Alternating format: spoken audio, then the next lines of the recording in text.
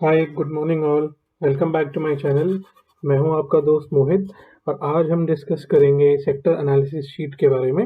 सो sector analysis sheet में क्या क्या है? सबसे पहली बात, इसमें सारे सेक्टर्स हैं आपके और वो उनकी स्ट्रेंथ बताता है, मतलब लॉन्ग टर्म में उनका मोमेंटम कैसा चल रहा है। तो अभी आप जो स्क्रीन पे देख सकते हैं, यहाँ पे हमारे सारे सेक्टर्स असेंडिंग ऑर्डर में सॉर्टेड हैं। मीनिंग अभी जो हमारे टॉप के जो 3 सेक्टर्स हैं वो है Nifty PSU bank, Nifty metal and Nifty private bank. तो इसको हम एक लॉन्ग टर्म इन्वेस्टिंग के नज़रिए से देखते हैं, और वो इसलिए क्योंकि हम जब चाहते हैं कि इन्वेस्टमेंट करें तो हम एक लॉन्ग टर्म का व्यू लेते हैं और हम ऐसे कंपनीज और ऐसे सेक्टर्स में इन्वेस्टेड रहना चाहते हैं जो टॉप परफॉर्मिंग हो, और अपने आप हमें एक ऐसा मॉडल चाहिए कि अपने आप सिलेक्शन हमारी टॉप कंपनीज में हो जाए और हम खुद से बिना किसी मक्की की मदद से अपना पोर्टफोलियो आराम से रीबैलेंस कर पाएँ, और पीसफुल मेथड होना चाहिए। तो आप यहाँ पे देख सकते हैं ये स्ट्रेंथ बता रहा है। ये स्ट्रेंथ कैलकुलेट किया गया है, बहुत सारा डेटा क्रंचिंग की गई है इसके पीछे, और फाइनली एक एंड फेसिंग जिसे कहते हैं आप, कि स्ट्रेंथ कितनी है स्टॉक की या इस सेक्टर की, वो आपके सामने प्रेजेंट की गई है। तो हम सबको मालूम है पीएसयू बैंक जो है अपलेट पिछले कुछ महीनों से बहुत अच्छा चले हैं, तो इसलिए उनकी स्ट्रेंथ सबसे ज़्यादा हाईएस्ट है। उसके बाद मेटल्स एंड प्राइवेट बैंक्स हैं, और फिर निफ्टी बैंक भी आप जोड़ लीजिएंगे तो पीएसयू और प्राइवेट बैंक के बाद निफ्टी बैंक हमारा इंडेक्स आ जाता है, बैंक निफ्टी। इसके बाद यहाँ पे आप जो देख रहे हैं ये यही नंबर्स को एक थोड़ा मतलब ग्राफिकल रिप्रेजेंटेशन है इसके। ये आप जैसे कार का आइकन देखते हैं, right, gear kind of icon है ये। और इसका एक प्लॉट है जहाँ पे आपको ये ऐसे ऑर्डर में दिख रहे हैं कि फोकस कहाँ पे कितना ज़्यादा, सबसे ज़्यादा स्ट्रेंथ कहाँ पे बनी हुई है अभी।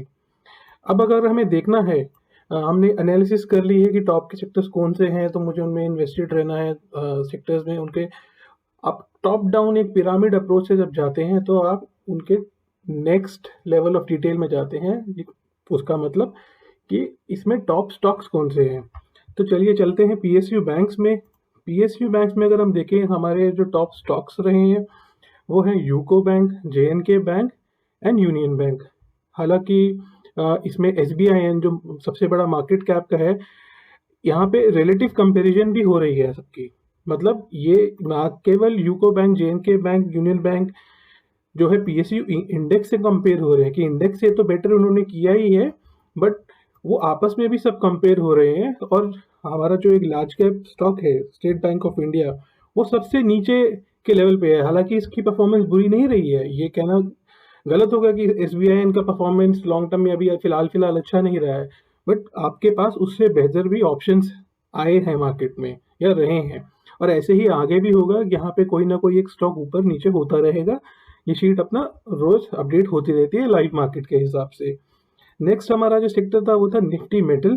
तो निफ्टी मेटल में अगर हम जाए मेटल की शीट में, तो वी कैन सी यहाँ पे Jindal steel and Adani top पे है, और उसके बाद हिंद कॉपर है। हिंद कॉपर अभी हाल फिलहाल में थोड़ा रैंकिंग इसकी ऊपर हुई है। अच्छा, कॉपर एज अ मेटल भी अच्छा कर रहा है और हिंद कॉपर भी ठीक कर रहा है।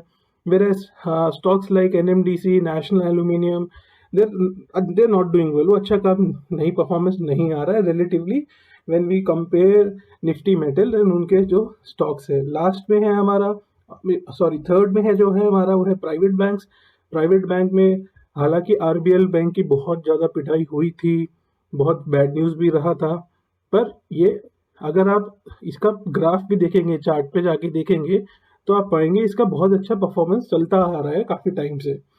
और बाकी के भी जो स्टॉक हैं जैसे कोटक बैंक, जो एक बहुत बड़ा लार्ज कैप है, उसकी परफॉर्मेंस इतनी अच्छी नहीं है ये।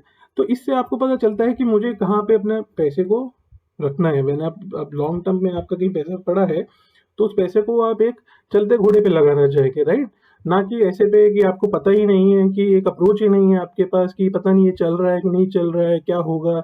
अगर नहीं चल रहा है तो आप उसको हमेशा विनर्स के साथ आप रहना चाहते हैं। क्लास में भी जब हम बैठते हैं अपनी, तो क्लास में हम अच्छे स्टूडेंट्स के साथ अपनी संगत बनाते हैं, जैसे उसी तरह ये स्टॉक्स मार्केट में भी, स्टॉक्स में भी विनर्स के साथ, जिनमें मोमेंटम है, उन्हीं के साथ बना रहना सही एक फैसला होता है।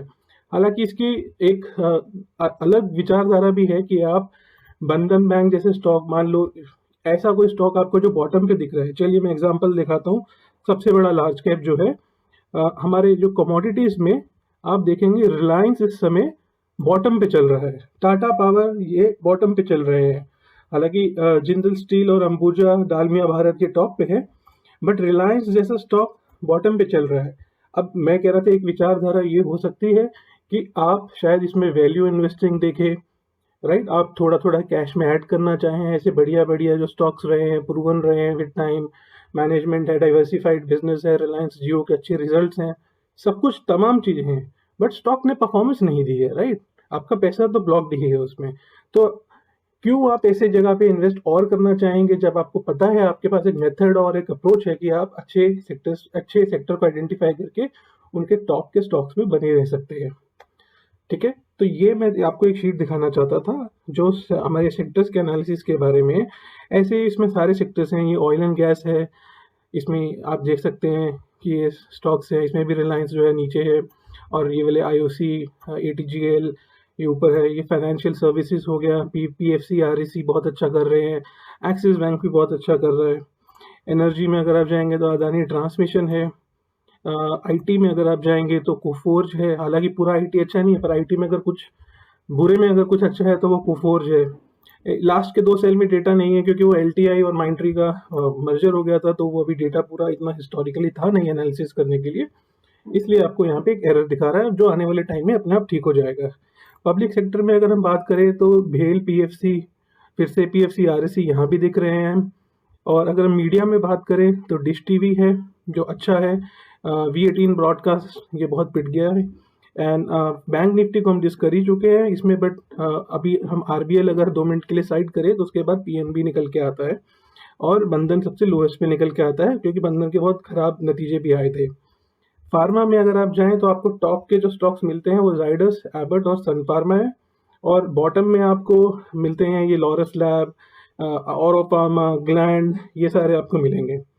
एफएमसीजी में अगर हम देखें over the long term, Varun beverages, ITC जैसी कंपनीज अच्छी रही हैं। हालांकि और भी कुछ अच्छी कंपनीज हैं, हिंदुस्तान यूनिलीवर जैसे लार्ज कैप है वो भी, उसका भी परफॉर्मेंस अच्छा है। ब्रिटानिया का अपडेटली परफॉर्मेंस बहुत अच्छा रहा है, बट इनसे भी बेहतर कुछ कंपनीज है एफएमसीजी में जिन पे नज़र रखनी चाहिए हमें आने वाले टाइम में भी।